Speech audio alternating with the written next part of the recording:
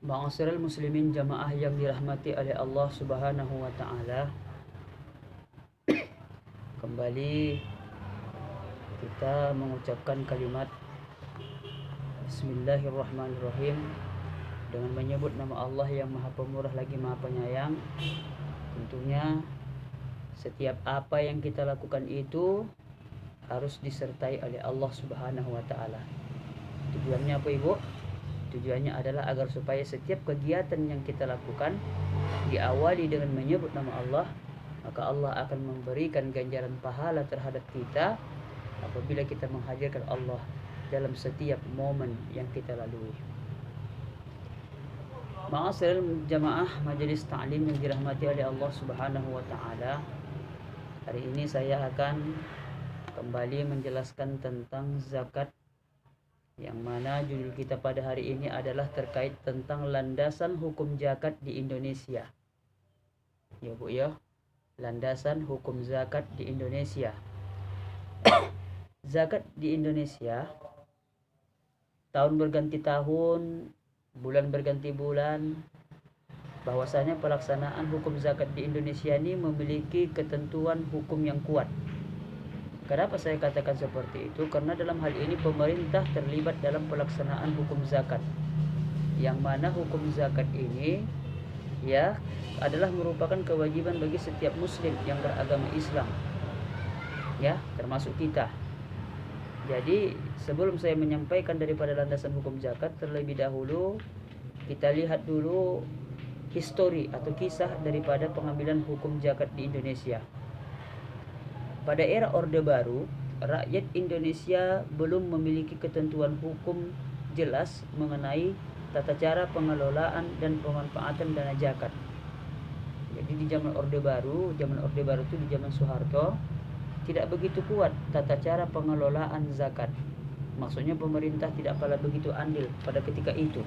Kenapa? Karena pada saat itu masing-masing lembaga membentuk lembaga zakat untuk menyalurkan langsung kepada yang mustahak.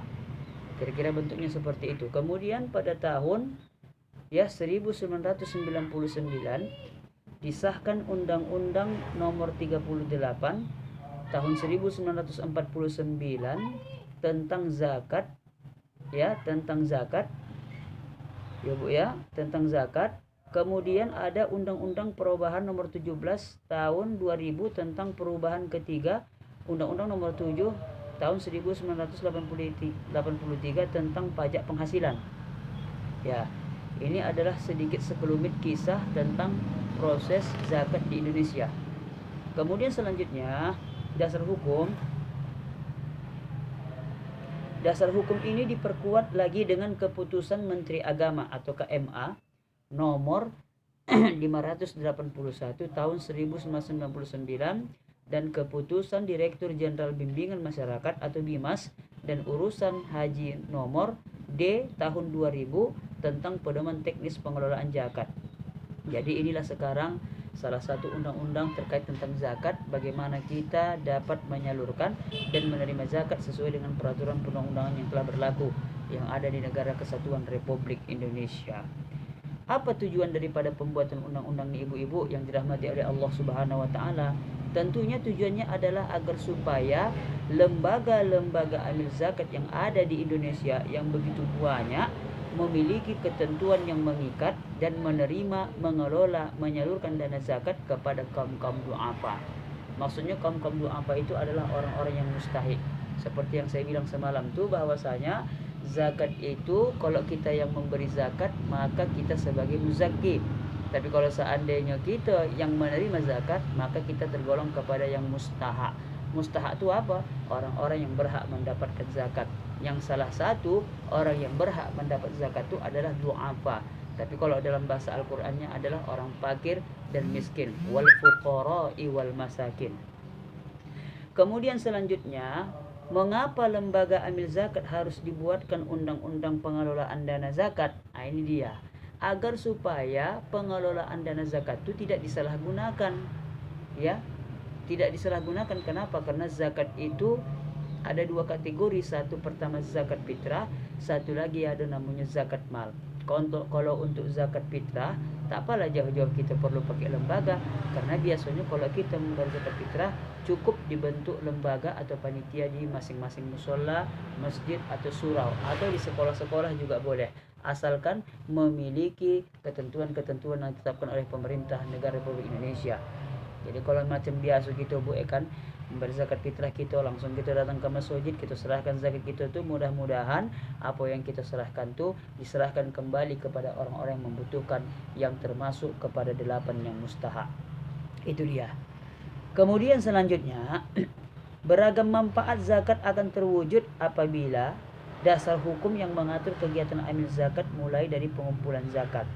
Jadi zakat ini Ibu banyak prosesnya, bukan hanya sekali begitu saja.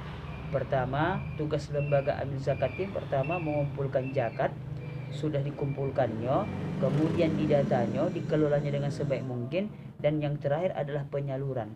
Nah, kadang-kadang di penyaluran ini kadang-kadang banyak terjadi, apalagi kita musim-musim korupsi kan, ya, yang korupsi ini yang paling bahaya. Kalau untuk zakat fitrah jarang orang menggunakan korupsi, tapi kalau untuk namanya zakat harta ataupun zakat mal, ya, maka ini akan terjadi sesuatu negatifan kepada kita. Kenapa? Karena zakat mal ini adalah zakat harta berbentuk uang, barang-barang berharga.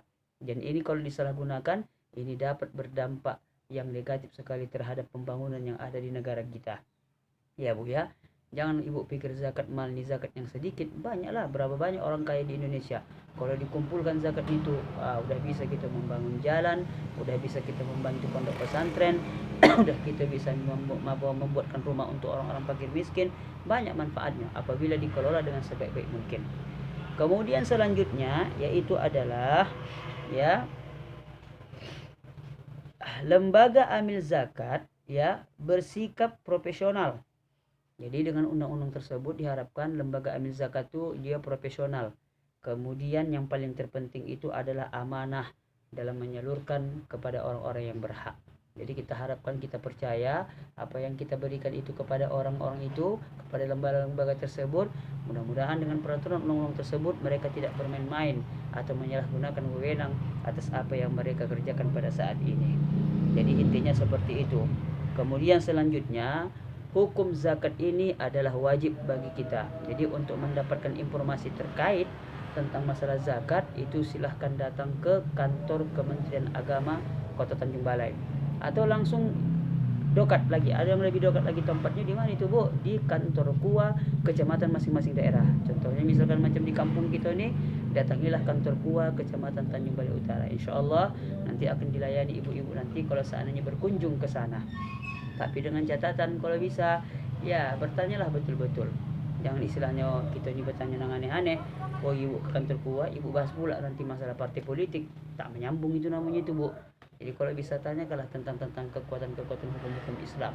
Salah satunya adalah pertanyaan tentang pelaksanaan amil zakat. Ya.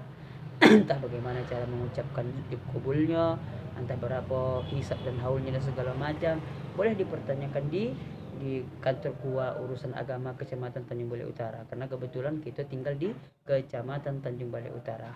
Jadi mungkin dapat kami sampaikan, mudah-mudahan satu kesimpulannya adalah bahwasanya dengan adanya undang-undang yang saya bacakan tadi, mudah-mudahan lembaga-lembaga badan amil zakat yang ada di seluruh Indonesia dapat melaksanakan tugas dan amanahnya dengan baik, ya, profesional, amanah, kemudian dapat menyalurkan tepat pada sasarannya. Takutnya kita ini kadang-kadang kan tak tepat pada sasaran, ada yang kaya dikasih zakat, tak boleh kita begitu.